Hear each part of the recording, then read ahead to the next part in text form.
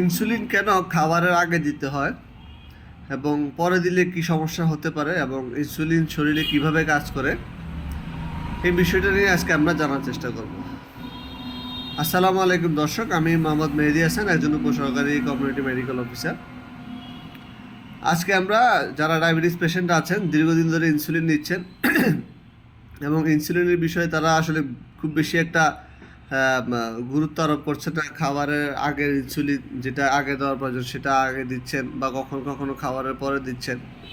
তো এখন এই বিষয়গুলো আমরা আজকে একটু আলোচনা করার চেষ্টা করব, যাতে করে যারা ইনসুলিন ডায়াবেটিস রোগে আক্রান্ত আছেন এবং ইনসুলিন নেন তারা বিষয়টা বুঝতে সুবিধা হবে এবং সময় মতো সঠিক সময় ডাক্তারের নির্দেশনা অনুযায়ী আপনারা ইনসুলিনটা নিতে পারবেন, যাতে আপনাদের মনের ইচ্ছা মতো যাতে ইনসুলিন নিতে না হয় এবং এতে নিলে কী সুবিধা অসুবিধা হতে পারে এই বিষয়গুলো আজকে আমরা কথা বলার চেষ্টা করব।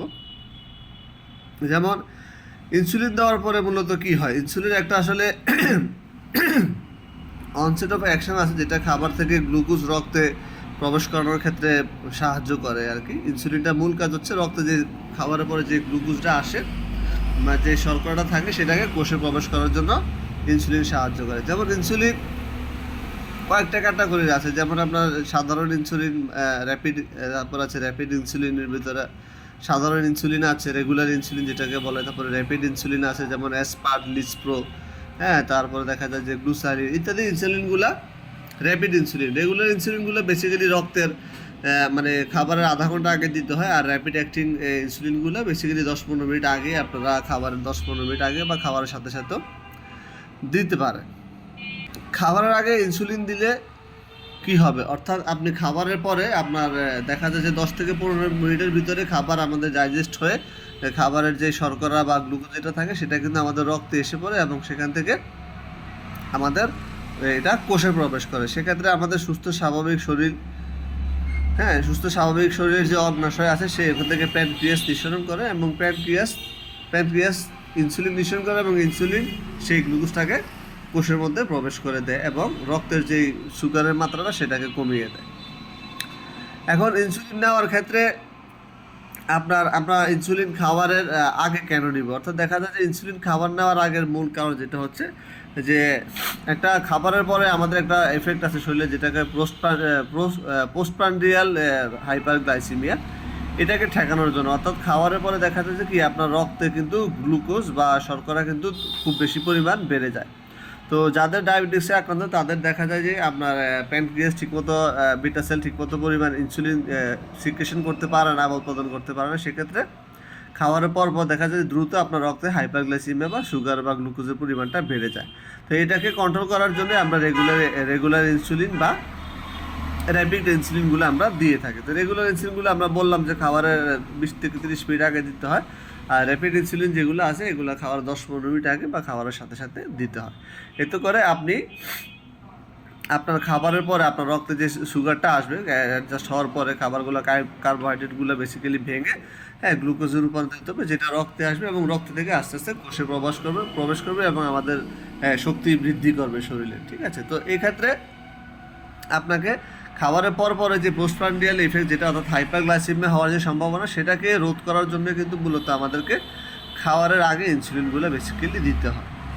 আর অনেক ক্ষেত্রে খাবারের পরে দেওয়া যেতে পারে, সেক্ষেত্রে যারা বয়স্ক আছেন বা শিশু বাচ্চা আছেন যারা অনুমান করতে পারেন না যে কতটুকু পরিমাণ খাবার খেতে পারবেন, তো সেক্ষেত্রে দেখা যায় যে তাদেরকে খাবারের মাত্রার উপরে নির্ধারণ করে আপনি খাবার খাওয়ার সাথে সাথেই 5-10 মিনিটের ভিতরে আপনি ইনসুলিনটা যদি দিয়ে দেন, সেক্ষেত্রে আপনার বাচ্চার বা আপনার পেশেন্টের খুব বেশি একটা অসুবিধা হবে না।